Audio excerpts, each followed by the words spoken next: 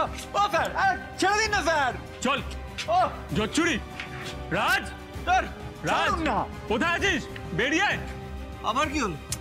চল চল চল, দেখে যা তোর ভাইয়ের কি অবস্থা। আরে কি হয়েছে নাকি? কি হয়েছে?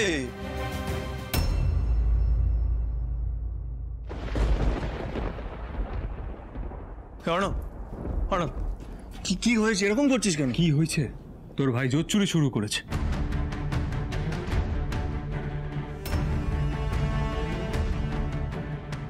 শুধুমাত্র আমি তোর বন্ধু বলে ওকে ভেতরে ঢোকাইনি। এর তার কাছ থেকে টাকা ধার নিচ্ছে আর দেবার নাম নেই। ওকে বুঝিয়ে দিস, বাঘে ছুলে 1 ঘা, কিন্তু পুলিশে ছুলে 18। হ্যাঁ আমি ওকে বুঝিয়ে দেবো, ঠিক আছে? না হাই চল চল, সরি বল, চল সরি বল, সরি বল, বলছি বল সরি। সরি স্যার, আর হবে না। ম্যাটারটা যত তাড়াতাড়ি পারবি ক্লোজ কর রাজ, নাহলে কিন্তু তোর ভাইয়ের কপালে দুঃখ আছে। হ্যাঁ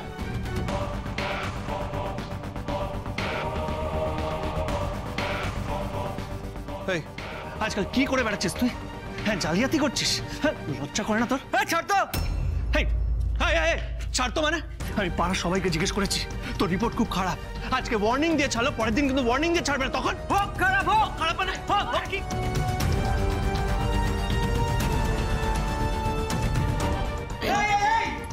শোন, হ্যাঁ আমার লাইন আমি নিজে দেখে চুপ করেছি, ঠিক আছে? তোকে আমাকে নিয়ে বেশি মাথা কামাতে হবে না। আরে এই লাইনে হয়তো ডেঞ্জার ফেঞ্জার থাকবেই, তা কি পুলিশের বাড়ি বসে থাকবো নাকি? আর একটা কথা শোন, হ্যাঁ তোর আগে না আমি একটা বড় দাও মারবো, বড় দাও। তারপরে গোটা বাড়ি জুড়ে না টাকা উঠবে রে, টাকা উঠবে। হ্যাঁ হ্যাঁ টাকা উঠবে। শোন চুপচাপ লাইনে আয়, নাহলে কিন্তু তোর জন্য পুরো পরিবারকে সাফার করতে হবে, বুঝেছিস? করুক সাফার, করুক। হ্যাঁ করুক সাফার, মানে আজ তোর জন্য বাড়িতে পুলিশ এসছে। ছি ছি ছি, লজ্জা করে না তোর? যেত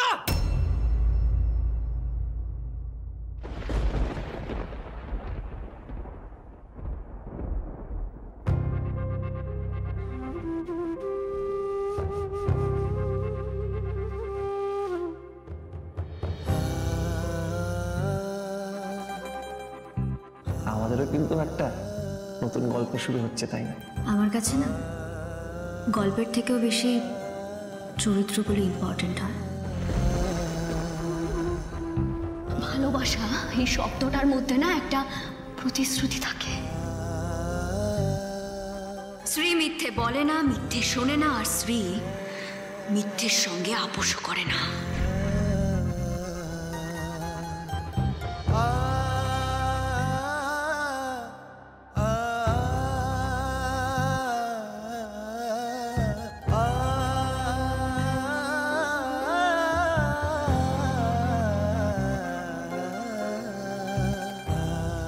কি হয়েছে রাজ বাবা? হ্যাঁ কি হয়েছে? কি জানো তো মা, আমি না আসলে পাগল হয়ে গেছি। পাগল হয়ে গেছি বলেই না চোখ খুলে স্বপ্ন দেখছি। স্বপ্ন দেখছি যে ম্যানেজার ম্যাডাম আমার বউ হয়ে এই বাড়িতে আসবে।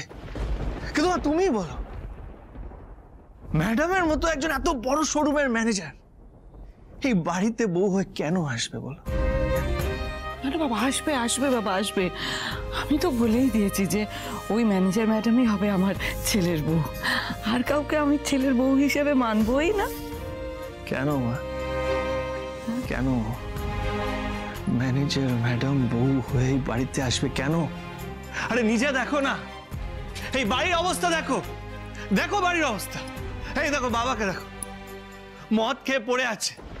আর ওইদিকে দেখো ভাই জালিয়াতি করছে, কি করছে আমরা কেউ কিছু জানি না। আর তুমি দিন রাত চিৎকার করে গলা ফাটাচ্ছ, কিন্তু আর আমি একজন মেকানিক, কত কিছু করার চেষ্টা করছি, কিন্তু বড় কিছু করতেই পারছি না। মা আমি ঠিকই বলছি মা, আমি হয়তো চোখ খুলেই স্বপ্ন দেখছি, বুঝলে? মানে তোমরা আমার ভালোবাসার পাশে দাঁড়াতে পারবে কিনা আমি সত্যিই জানি না।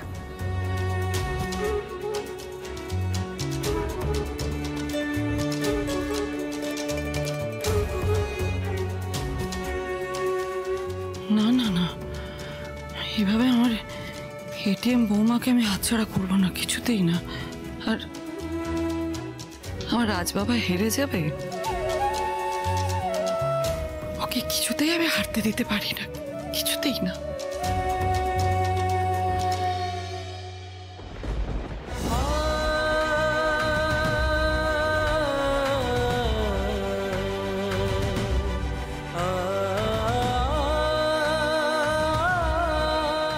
তোর ভাই জোর চুরি শুরু করেছে, শুধুমাত্র আমি তোর বন্ধু বলে ওকে ভেতরে ঢোকাইনি। এর তার কাছ থেকে টাকা ধার নিচ্ছে আর দেবার নাম নেই।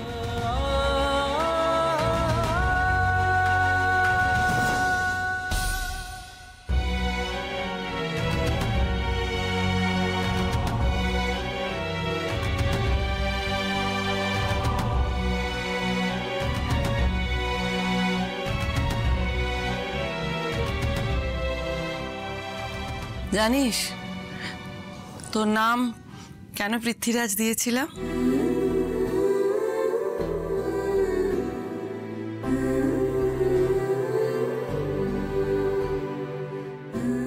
পৃথ্বীরাজ কখনো কারোর কাছে হারে না। হ্যাঁ বাবা, তুই যখন জন্মেছিলিস তখন চালচুলো কিচ্ছু ছিল না, তোকে নিয়ে কত আশায় বুক বেঁধেছিলাম, নাম দিয়েছিলাম পৃথ্বীরাজ। সেই আমার ছেলে পৃথ্বীরাজ কখনো কারোর কাছে হারতে পারে? কখনো না বাবা। কে বলে তুই যোগ্য নয়? তোর মতো গুণী ছেলে কটা আছে বলতো? তোর মতো ছেলে লাখে একজন হয় রে। আমার স্থির বিশ্বাস তুই একদিন বড় হবি, অনেক বড় হবি।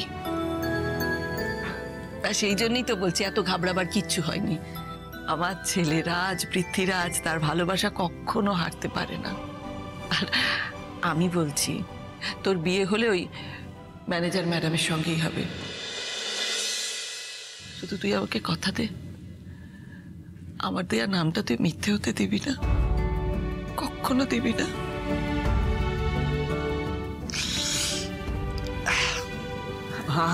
তুমি না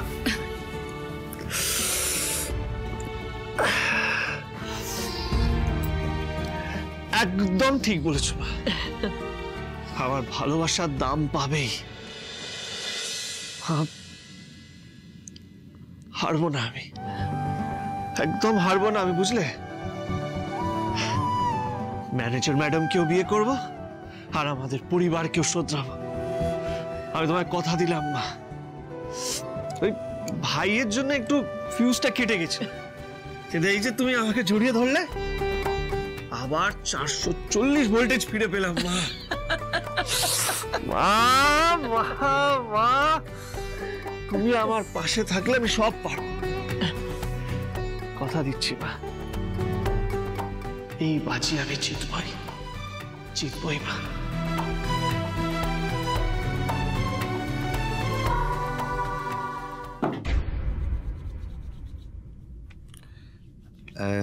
জিনিয়া, শোনো না, বলছি যে চলো না আমরা বরং অন্য কোনো ফ্ল্যাটে চলে যাই। এই, তুমি কি আমাকে জুতো মেরে গুরুদান করতে চাইছো? হ্যাঁ, তুমি কি ভেবেছো এই কথাটা বললেই আমি সুসুর করে এই বাড়ি থেকে বেরিয়ে যাবো আর তোমার বাড়ির লোকেরা এখানে বহাল তবিয়াতে সুখে শান্তিতে থাকবে? না রে বাবা, তুমি ভুল বুঝছো। দেখো, আমরা তো আর 1 বছরের মধ্যেই নতুন ফ্ল্যাটে শিফট করে যাব, তো তার আগে যদি আমরা কাছে পিঠে একটা ফ্ল্যাট ভাড়া নিয়ে থাকতে পারি তাহলে তো ভালোই হয়। দেখো, এই 1 কামরার ঘরে তুমি আর কতদিন আটকে থাকবে বলো? এই কথাটা তোমার আগে মনে ছিল না? হ্যাঁ, এখন প্ল্যান করে তুমি কি আমাকে ভোলানোর চেষ্টা করছো? সরো, নাকি এটা ভাবছো যে আমি আবার এই বাড়িতে এমন কোনো অশান্তি না করি যাতে তোমার মায়ের শ্বাসকষ্ট উঠে যায়? আরে বাবা, তুমি তো বরাবরই চেয়েছো বাইরে চলে যেতে। কিন্তু এখন আমি আর চাই না। হ্যাঁ, আমি তোমার বোন শ্রীয়ের বিয়ে দেখে তারপরে এই বাড়ি থেকে যাব। আর আমি চাই শ্রীয়ের এমন একটা খারাপ বিয়ে হোক যাতে ও মাথা তুলে না দাঁড়াতে পারে। চিনিয়া প্লিজ, শ্রী আমার বোন। ও আচ্ছা, নিজের বোনের জন্য খুব দরদ, তাই না? আর বউয়ের জন্য কিচ্ছু না? আমার ভাইটাকে ওখানে দাঁড়িয়ে দাঁড়িয়ে যখন অপমান করা হচ্ছিল তখন তুমি কোথায় ছিলে? হ্যাঁ, চুপ করে তো দাঁড়িয়ে দেখছিলে, কিছু তো বলনি। বলো। দেখো তোমার ভাইয়েরও দোষ ছিল। এই শোনো শোনো, আজকালকার দিনে না ছেলেদের দু একটা অ্যাফেয়ার থাকা it's not a big deal, it's very normal. হ্যাঁ নর্মাল। শ্রী ওখানে দাঁড়িয়ে থেকে আমার ভাইয়ের বিয়েটা ভেঙে দিয়ে না নিজের সীমা অতিক্রম করে ফেলেছে। তোমার মায়ের তোমার বোনকে নিয়ে খুব গর্ব, তাই না? এবার দেখো ওই শ্রীয়ের জন্য তোমার মায়ের কেমন শ্বাসকষ্ট ওঠে। আমার মেয়ের দিব্যি সমু, এই ঘটনা যেদিনকে ঘটবে তার ঠিক পরদিন আমি এই বাড়ি ছেড়ে ফ্ল্যাটে গিয়ে উঠবো, অ্যান্ড আই প্রমিস।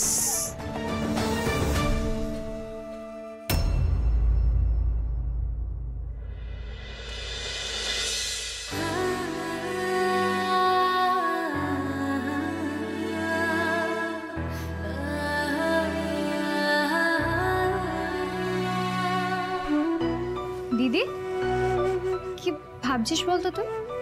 কই কিছু ভাবছি না তো। হুম, কিছু না বললে তো হবে না, তুই নিশ্চয়ই কিছু ভাবছিস।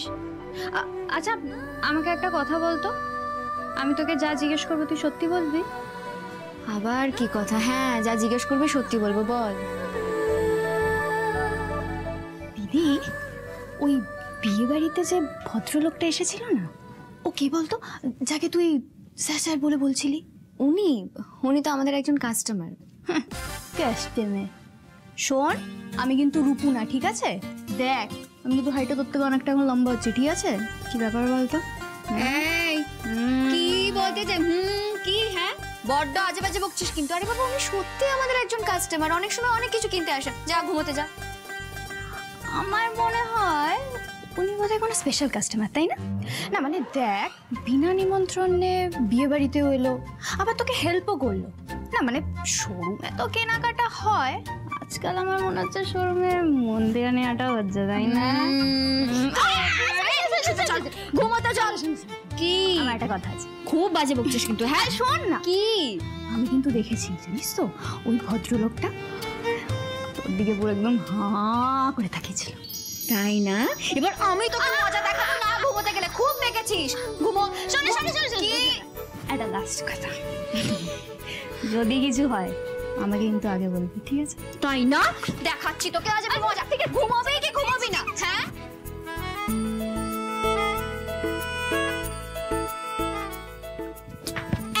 ঘুমো। Good night. Good night.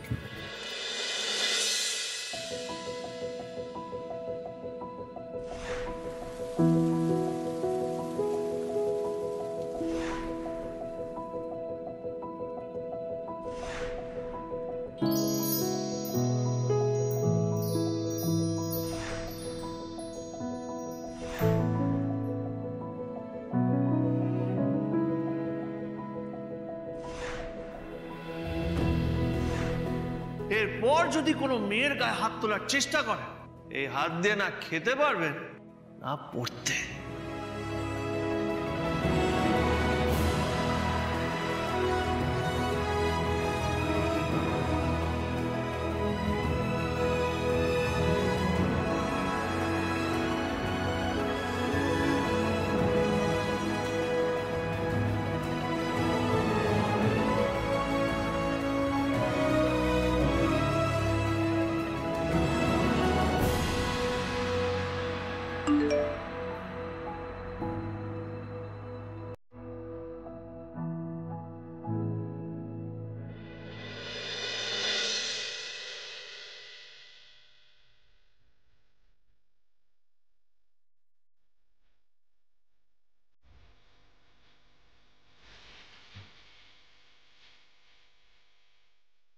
Madam আমার রিকোয়েস্ট অ্যাকসেপ্ট করে নিয়েছে, ব্যাস ব্যাপারটা তো জমে ক্ষীর। তাহলে কি একবার ম্যানেজার ম্যাডামকে কল করে দেখি? না না, অনেক রাত হয়েছে, এত রাতে ম্যানেজার ম্যাডামকে কল করা ঠিক হবে না।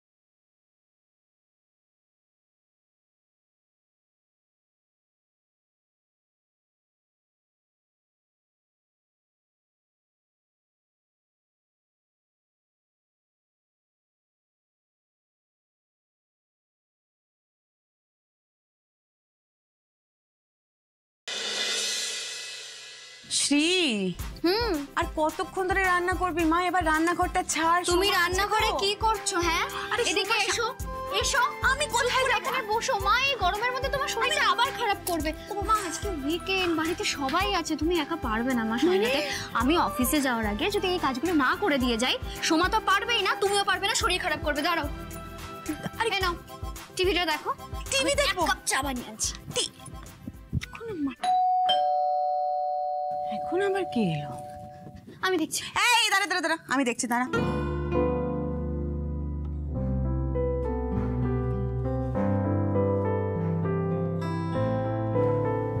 আরে শিউলি, আয় আয় আয়, ভেতরে ভেতরে চল, বসবি চল। বসতে যে এসেছি তা নয় রে। কি হয়েছে বলতো? না মানে তোর সাথে কিছু কথা বলতে এলাম। এই আমার দিকে তাকা, তাকা তাকা আমার দিকে। কি হয়েছে? হ্যাঁ, তোকে এরকম কেন লাগছে? তুই কোনো চিন্তা করছিস? আসলে শোন না, তুই শ্রীয়ের ব্যাপারে আমার ননদের সাথে কথা বলতে বলেছিলি না? আমি বলেছিলাম, আমি তো জানি শ্রীয়ের মতো মেয়েই হয় না, সব ঠিকই ছিল জানিস, কিন্তু গতকাল রনির বিয়েতে যা হয়েছে তারপর থেকে যত সমস্যা শুরু হয়েছে। ইন্দ্রাণীদি ওর বন্ধুদের সার্কেলে শ্রীয়ের নামে যা তা লিখছে। সে কি? হ্যাঁ রে, সবাইকে বলছে শ্রী নাকি খুব দরজাল মেয়ে, ওকে বউ করলে শাশুড়িদের কপালে দুঃখ আছে।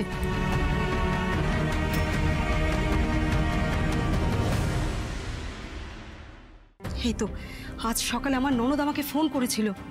দেখ, আজকাল মিডিয়ার যুগে কোনো কথা ছড়াতে সময় লাগে না।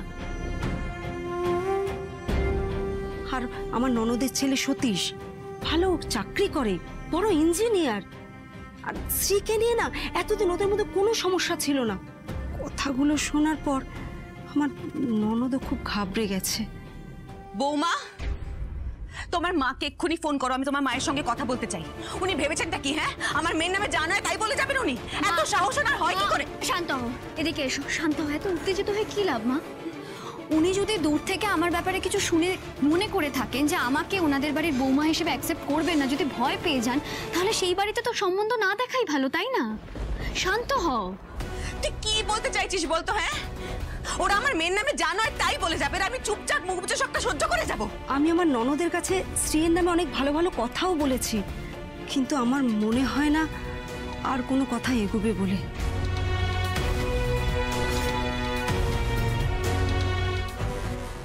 সরি রে, আমি না এসব কথা তোকে ফোনে বলতে চাইনি, তাই বাড়িতে এলাম। আমি জানি শ্রী খুব ভালো মেয়ে, আর সেটা তুইও জানিস। মন খারাপ করিস না, আজ আমি আসি। হ্যাঁ,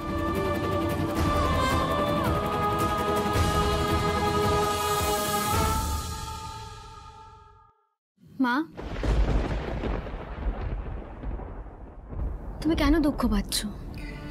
কি লাভ বলো তো দুঃখ পেয়ে? তুমি দুঃখ পাবে, এরপর দুশ্চিন্তা করবে, তারপর তোমার শরীরটা খারাপ হবে, তখন আমি কি করব? আমি কোথায় যাব বলো তো মা?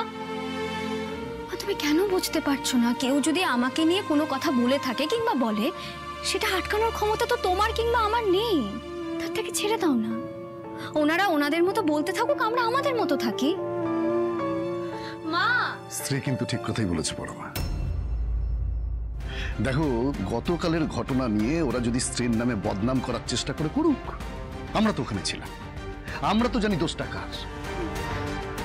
আমি তো বলবো আমার স্ত্রী যা করেছে বেশ করেছে। দেখো তো কি করে বোঝাবে তুমি মাকেও? মা শোনো না, এইসব নিয়ে মুড অফ না করে থেকে চলো না ব্রেকফাস্ট করে নিও, অনেকক্ষণ ধরে তোমরা সবাই না খেয়ে আছো।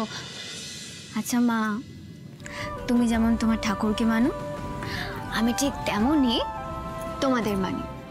আমি মনে প্রাণে বিশ্বাস করি মা, আমি জানি তোমাদের আশীর্বাদ থাকলে আমার কোনো ক্ষতি হতে পারে না। আর সবকিছু তো একটা শুভ সময় থাকে, তাই না? মালি গাছে 1000 বালতি জল ঢাললেও ফুল তখনই ফোটে যখন সঠিক সময় আসে। আমরা না তাড়াহুড়ো করেও কিছু হবে না, যখন যা হওয়ার তখন তাই হবে।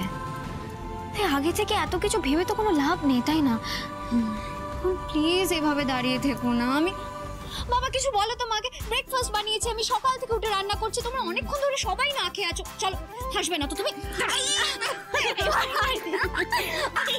চলো মা এসো, বাবা এসো, এই দাদা বৌদি এসো এসো এসো এসো এসো।